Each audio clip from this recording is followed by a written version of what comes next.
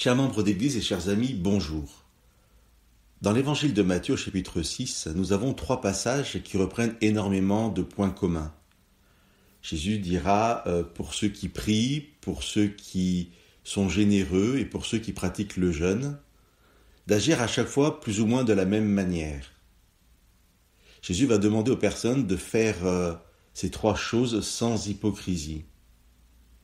Dans chaque passage, Jésus demande aux personnes d'agir en secret, sans que les autres ne sachent ce qu'elles font.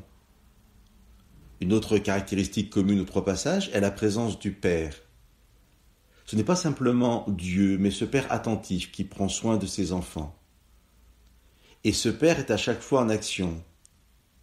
Il y a l'emploi des verbes voir et rendre à chaque fois.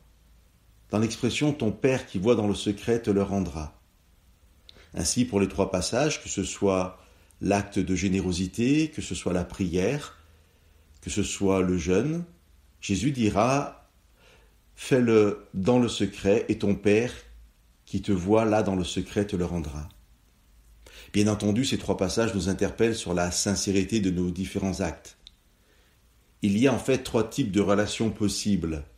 La relation avec les autres, symbolisée ici par la générosité, la relation avec Dieu, symbolisée par la prière, et celle avec soi-même, symbolisée par le jeûne. Agir donc avec les autres, avec Dieu et soi-même, doit se faire sans hypocrisie, dans le lieu secret, là où seul le Père voit. Mais pourquoi le Père et pas simplement Dieu? Et que veut dire l'expression « ton Père te le rendra » ?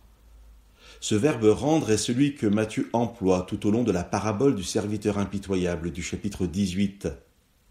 Serviteur que le roi obligera en fin de compte à rembourser son énorme dette, au départ remise, parce que ce serviteur lui-même refusera ensuite d'être généreux avec un ami qui lui doit peu de choses.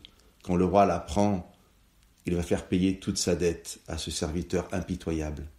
Le verbe « rendre » est traduit dans cette parabole par « payer » ou « rembourser ». C'est le verbe de la dette. Et donc, c'est ce verbe utilisé pour Dieu dans le chapitre 6.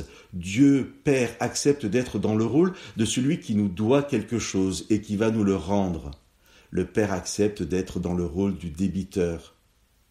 Dieu accepte tout simplement sa responsabilité de créateur et de Père. La seule condition pour qu'il puisse agir comme il le veut dans nos vies, c'est que nous ne soyons pas hypocrites, ni avec lui, ni avec les autres, ni avec nous-mêmes. À cette condition, Dieu le Père s'engage à nous rendre ce qui manque à notre paix, à notre salut, à notre joie. En tant que Père, Dieu prend ses responsabilités face à ses enfants et il ne nous abandonne jamais. Que Dieu vous bénisse.